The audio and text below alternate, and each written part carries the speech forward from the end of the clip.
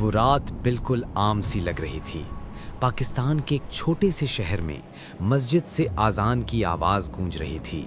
सड़क किनारे लगी चाय की दुकानें बंद हो रही थीं और उसी भीड़ में खड़ा एक आदमी अचानक ज़मीन पर गिर पड़ा। लोग घबरा गए। कोई बोला दिल का दौरा पड़ा है, किसी ने कहा बहुत ज़्यादा थक गया होगा।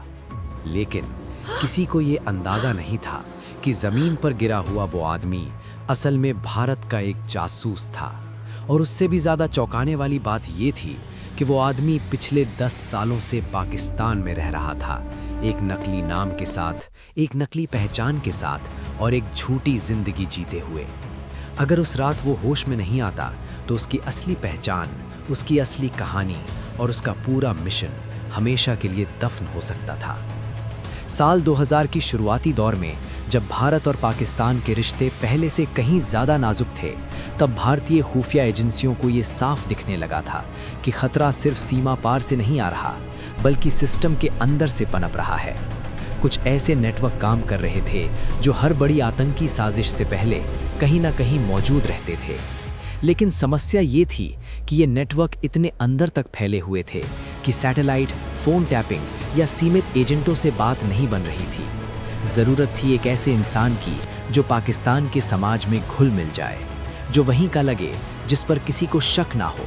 और तभी लिया गया एक खतरनाक फैसला। जिस आदमी को चुना गया वो सबसे तेज अफसर नहीं था, लेकिन उसमें 3 खतरनाक खूबियां थीं। वो उर्दू और पंजाबी बिल्कुल स्थानीय लोगों की तरह बोलता था। वो किसी भी दबाव में भावनाएं नहीं दिखाता था। और सबसे बड़ी बात, वो अपनी पुरानी जिंदगी छोड़ सकता था। उसे साफ शब्दों में बता दिया गया, अगर तुम इस मिशन पर गए तो भारत तुम्हें कभी खुले तौर पर नहीं अपनाएगा। अगर पकड़े गए तो सरकार तुम्हें पहचानने से इनकार कर देगी।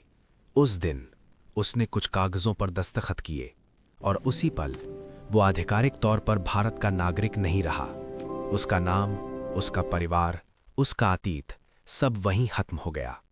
पाकिस्तान में रहने के लिए उसे सिर्फ पासपोर्ट नहीं चाहिए था, उसे एक पूरी जिंदगी चाहिए थी। एक ऐसी कहानी जिसे कोई भी जांचे तो उसमें कोई कमी ना मिले। पहले 2 साल उसकी जिंदगी के सबसे खतरनाक साल थे। हर नजर उस पर थी, हर सवाल एक इम्तिहान था।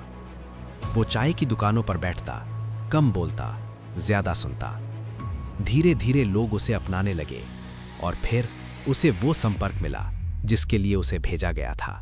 उसका काम किसी दफ्तर में घुसना नहीं था, ना कोई फाइल चुराना, ना कोई बम लगाना। उसका काम था लोगों को पढ़ना। कौन झूठ बोल रहा है, कौन डरा हुआ है, कौन लालची है। वो जानकारी सीधे नहीं भेजता था, क्योंकि हर संदेश पकड़ा जा सकता था। वो बातें टुकड़ों में भेजता, कभी आम बातचीत में, कभी कोड में। और साल दर साल वो जिंदा रहा। और फिर आई वो रात, शरीर ने साथ छोड़ दिया। शायद तनाव, शायद धीमा जहर, या शायद किस्मत। कुछ दिनों बाद वो आदमी गायब हो गया। पाकिस्तान की फाइलों में लिखा गया, एक सामान्य नागरिक, प्राकृतिक कारणों से मौत। भारत में कोई स्वागत नहीं हुआ, कोई मेडल नहीं, कोई भाषण नहीं, बस एक बंद कमरा, कुछ अफसर और एक मोटी फाइल।